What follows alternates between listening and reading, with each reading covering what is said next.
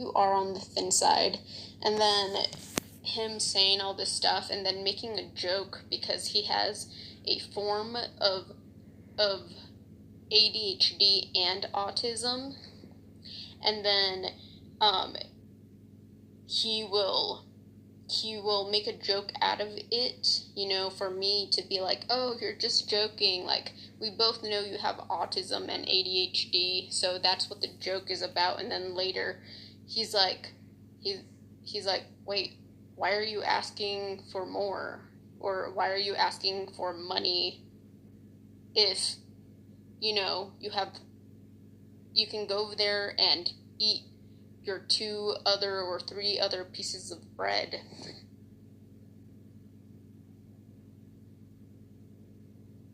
And then feel happy if I think of you and buy a thing of chips, which, by the way, you need to be nice and grab a handful, not be hungry and eat the whole bag.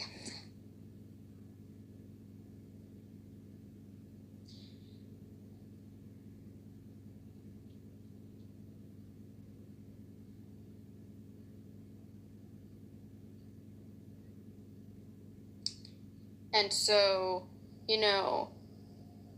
me crying, like, I'm crying, right? It's in the middle of the night and I'm crying because of that, and I'm sleeping in the back of his truck because I'm like, yeah, I don't really feel good about sleeping on the other side of his camper. And so, I sleep in the back of his truck. He's trying to flirt with me, anytime that I need help with something of organizing in the back of the truck, he's like putting his hands around my waist and, like me, like being forced to be nice and be like, like, don't, like, it's ticklish or something. And then, because I can't be mean, because where am I supposed to go, right? And so, and then he got upset this one other time, in Jackson Hole, Wyoming, and he just randomly decides to wash his truck, knowing that the zippers in the back were not zipped up, and then he like doesn't care that the bed in the back of the truck is drenched, or that my stuff in the back of the truck is drenched, and that night I have to sleep with cold clothes on and a cold bed, and I'm crying and crying, and I don't necessarily know how loud I'm crying, but apparently he wakes up in the camper and then starts pounding on the wall,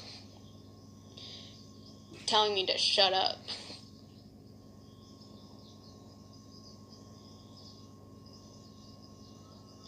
And then another time, he takes me to this pizza joint place in Jackson Hole, Wyoming, called Pinky G's, to meet some people that work there that know him and Annie, his dog. And he's like trying to touch my knee here because he bought me a piece of pizza, and no matter if he meant it jokingly with that piece of pizza to get the radar of the relationship,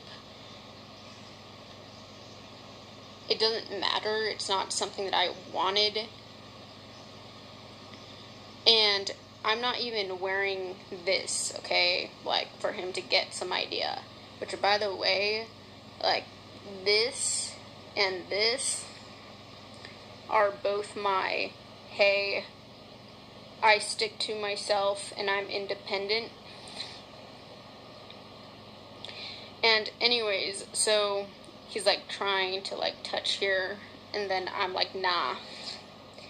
And then he thought that was too harsh and not like flirty enough, and that Annie trying to eat my only piece of pizza was a sign that I was being mean to his dog, and that I didn't trust him to maybe buy me another piece of pizza if I asked, which the whole time with every decision that he was making with me didn't help that he was, you know,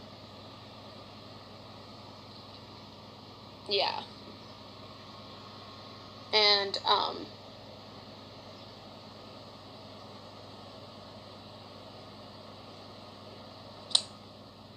yeah, um, so, you know, he's like showing me all those guys in here are super nice to Annie. They like Annie.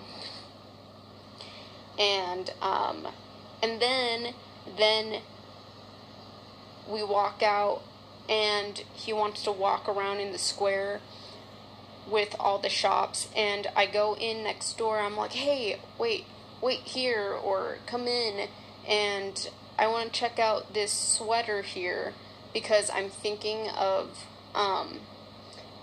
the extra cash. I'm like, maybe I can save up after so many rooms to then come and get this one sweater or this one hat, because they have the only hat style that I've been thinking about for like the last 5 years, and I wanted to check the price. And so then after I did that, I walk out and he's gone, and I go check. I'm like, where is he? And so I find the garage, which I didn't have directions to, and he's not there. And so then I'm like, oh, okay, I'm gonna walk back, see if he actually was waiting for me. And then when I get there, he's not there, so I walk back to the garage, and the garage is gone. And so I have to walk back, and I find one of the guys over there at Pinky G's, and I ask one of them if I can use their phone.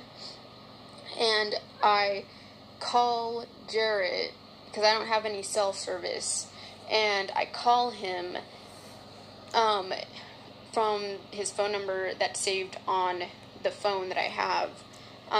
And so I'm like, where are you? And then he's like, oh yeah, I'm back at the workplace, which is like a mile, 2 miles, maybe like 3 miles away.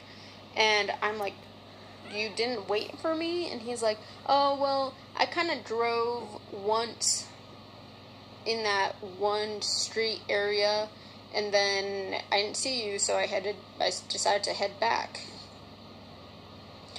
And I'm like, okay, can you come and get me? And then he's like, no, how about you just walk back, or find a time for the community bus or something. And I'm like,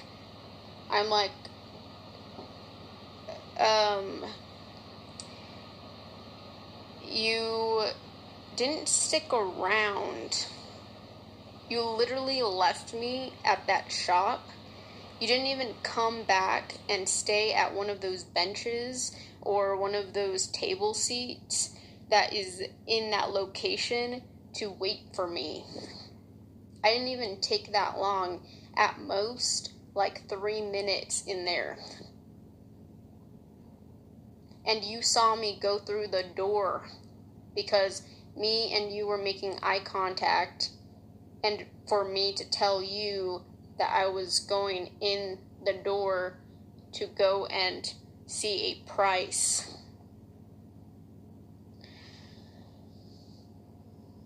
And, yeah, so, give me super quick, I will show you guys.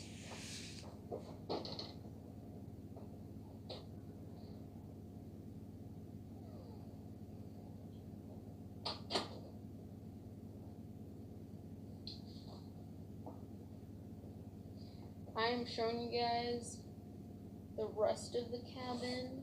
Well, maybe not everything, right? Because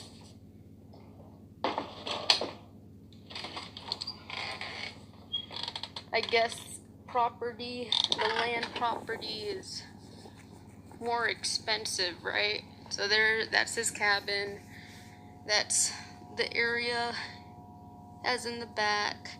His big, spacious garage over there, which is an actual pretty big garage. And yeah, so there's the chickens, and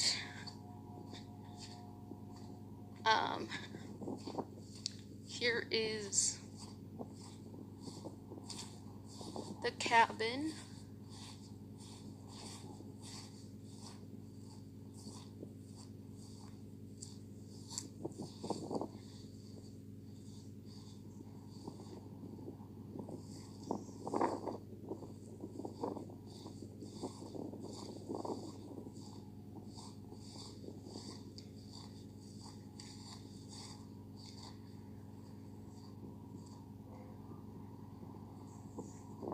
And the rest of his property.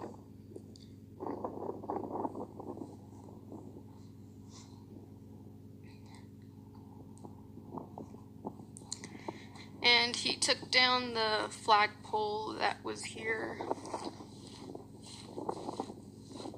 And there's the storm.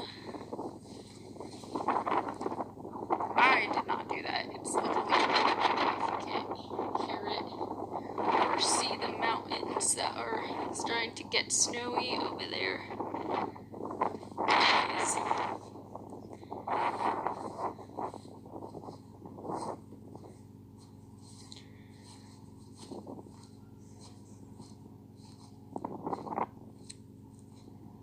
So, yeah, that's where the room is that I'm staying in.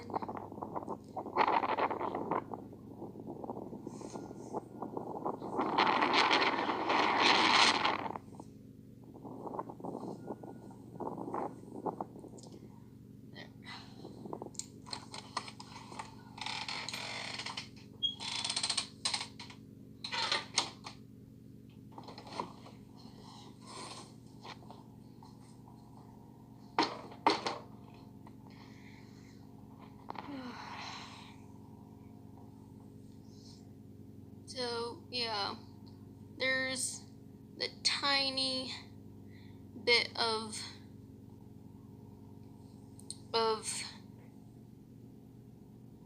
small. Okay, so this is 30 minutes of a cat being on this chair.